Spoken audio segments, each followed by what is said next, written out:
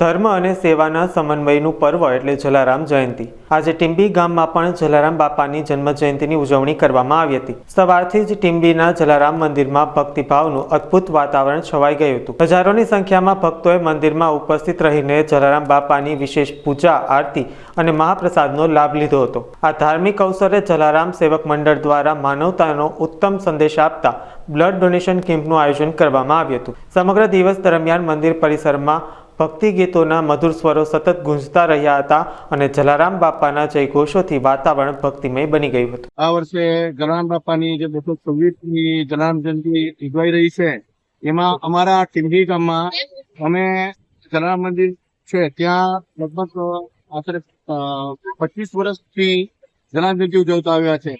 દર વર્ષે ભક્તોની ભીડ વધતી જાય છે। ગયા વર્ષે લગભગ 16 થી 17,000 ભક્તોએ મહાપ્રસાદ લીધો હતો અને 20 થી 22,000 ભક્તોએ દર્શન કર્યા। આ વર્ષે પણ થોડો વરસાદનો વિઘ્નો આવ્યો, પણ બાપાની મહેરબાનીથી જે અત્યારે ખુલ્લું મળ્યું એના કારણે અમે લોકોને મહાપ્રસાદનું આયોજન કરવામાં સફળ રહ્યા અને આ વખતે પ્રસાદનું આયોજન ચાલુ છે। અત્યાર સુધીમાં લગભગ 7 થી 8,000 ભક્તોએ પ્રસાદ લઈ લીધો છે અને હજુ પ્રસાદનું ચાલુ છે।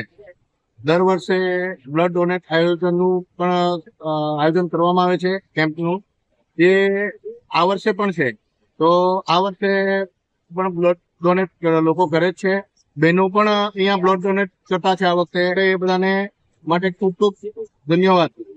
ટીંબી ગામે જલારામ મંદિર સાથે જે બધા જ ધાર્મિક કાર્યોમાં આજુબાજુ ગામથી કે બધા જ હરિભક્તો દરેક રીતે કોઈ તન મન ધનથી જે પણ કઈ સેવા આપે છે એ બધાનો અમે ટીંબી જય જલારામ મિત્ર મંડળ ખૂબ ખૂબ આભાર માનીએ છીએ। બધાનો ધન્યવાદ।